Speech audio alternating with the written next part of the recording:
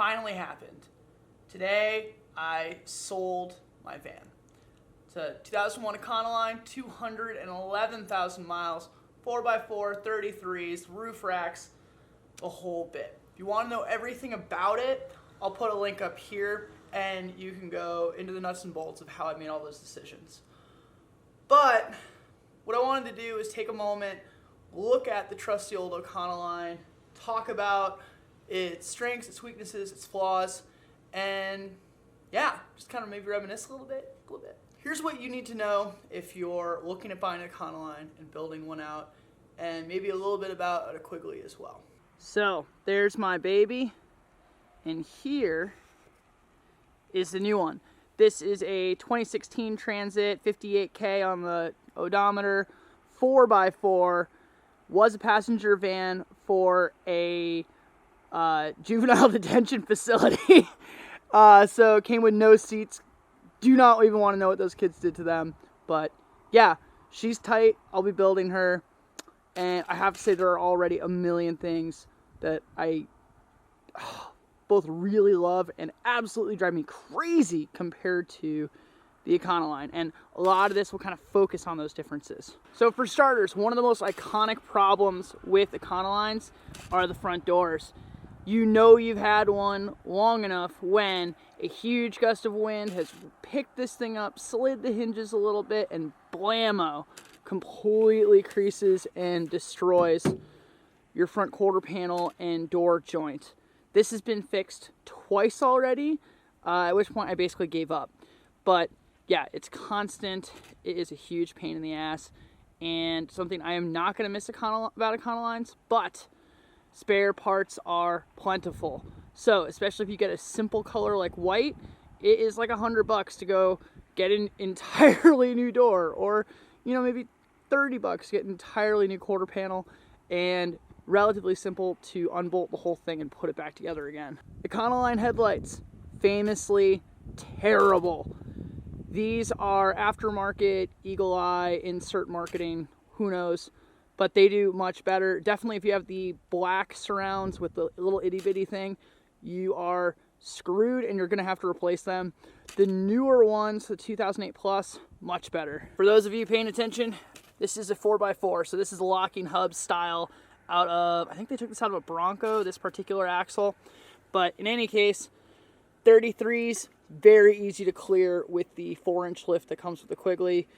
And you can even find true off-road bumpers for these damn things, which are only about $900. Does not happen on a Transit. For those of you who are looking to do roof racks, actual gutters, oh my God, is this amazing. You have no idea until you have to deal with a Eurovan that there are really no good gutter mounting options in any of the newer vans. The interior of this van I built very simply. It was just for me. Weekend trips. I spent a month out of this thing during one summer. So simple memory foam bed, center pull out, so you can fit like 1, 2, 3, 4, maybe 5 people in there if you've got to quickly move them up the road. For those of you who have been all over the Insta van life nonsense, you will notice, hey, that's a very, very simple bed and it looks really spacious. That's right.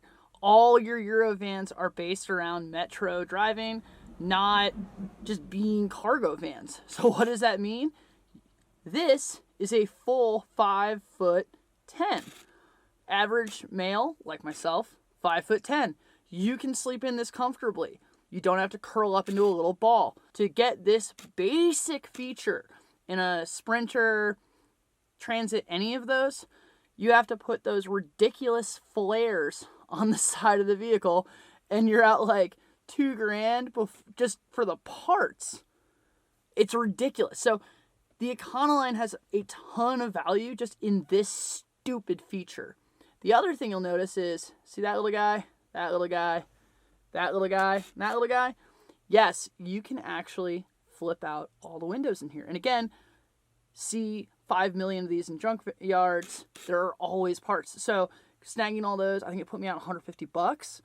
And curtains and screens, super easy. So The other really nice thing about this is climate control in these is super easy. You could get away with just one fan if you wanted to do a ceiling fan with these tilt-out windows. Personally, I've been able to get away with no ceiling fan because I didn't want one, and just a small fan in here with the 4 windows cracked and bug screens in them. Super cool, even with 2 people sleeping in the summer. So over here behind the driver's seat, we have one of the dumbest things about the Econoline. This little shroud guy, this is the interior gap where your fill port is for the gas tank. It wastes an enormous amount of space. You have to cut around it when you're making walls. Cabinetry is stupid. It is the dumbest thing they did, and thankfully none of the new vans have it because of how stupid this was. Real quick, ignore the shifter, that's 4x4 only. One of the dumbest things about the Transit is, you know, any of these vans with the stubby little nose, you will notice that Nissan aside, there is no room under the hood for anything. It's an absolute engineering nightmare to cram everybody in. So in this case, Ford has a starter battery up front, a second starter battery hidden on the frame rail underneath the van. And that's how they kind of saved themselves a couple bread boxes worth of space to cram everything in. In the Transit, yeah, they're under here. It is the worst thing ever. To change the battery, you're going to have to pay somebody to pull your seat off, or you're going to have to do it. God help you, you're broken down in the middle of nowhere. You're not even going to be able to look underneath your seat to find out what battery size you're going for. I completely understand how it happened, but gotta be a better way, guys. It feels ridiculous to have this conversation and not talk about why I'm getting rid of this van and why, after swearing I never, ever, ever, ever would, I'm getting a Transit, or I got a Transit. Rust. These things are rusty. It's what it is. If you live in the Rust Belt like I do, Northeast, it's going to be a problem. It was years of watching Transits not rust that actually got me to buy one.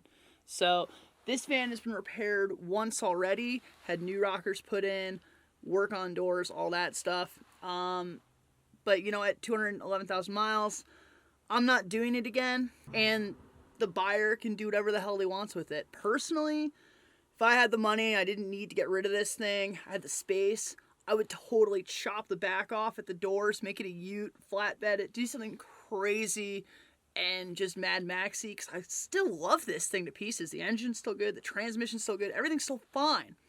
But yeah, that being said, what the Econoline does have going for it is it's a very tight body. There aren't just holes everywhere like there are in the Transit. Most importantly though, it is a body on frame. What does that mean? Like traditional cars, there are 2 I-beams basically that go end to end with cross members that the motor bolts onto, and then they drop that body on.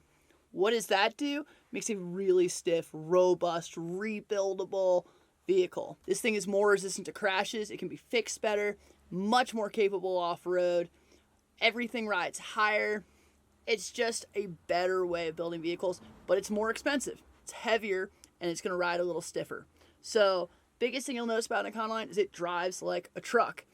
Other ones are going to drive like big minivans. This drives like a truck. Ultimately, what that means is if you're really hardcore, you can actually pull the bodies completely off of these, drop a new one on. So, let's say you find a sportsmobile camper or just a conversion van or whatever, and a junker cargo van with a 4x4 kit. You can wax on, wax off, make a best of both worlds vehicle, and drag the rest of the scrapyard. It works. Cannot do that on any of these newer vans. It just doesn't work. If you crash your built to the hilt van life van, it's done. You better have had extra insurance because it's done. So these are the cubbies on my Econoline. This is something that honestly everyone should do. The door face itself is flat, so a simple sheet of 1/4-inch ply or Luan will make a cover. Cardboard yourself the template. You can see kind of in the corner where I missed, there's a inlay. Make that shape, and then from there, you can remove the superstructure inside you don't need, hollow everything out. I like to put in some sound deadener to kind of just protect the metal and reduce sound. And yeah, paint it black, cut holes, boom. Tons and tons and tons of storage. You know, this pocket was basically my hold everything. That held all my straps for the kayaks. Sweet deal. Let's take a second and talk about these. The hinges on the Econoline are god-awful little bastards. These things just build up the most dirt and grime. They never want to close, and it's just honestly a misery to deal with them. I finally figured out the trick is to stop trying to lubricate them and instead to clean them with solvent. So I just use, you know, kerosene, rubbing alcohol, whatever I can to get whatever gummed up goo is in there out, and I don't even bother trying to lubricate it until I've done that. From there, you want to use something like a dielectric grease. Definitely not W40. That is the worst thing you could put in here. So for those of you who don't understand what I'm saying, frame, body, body, frame. Got it? I guess the last thing I would point out is clearance. Granted, I have a lift, but there's tons of it. Very hard to hang up one of these vans, even if it's 2-wheel drive. And the approach and departure angles are just unbeatable for something of this size, even a truck.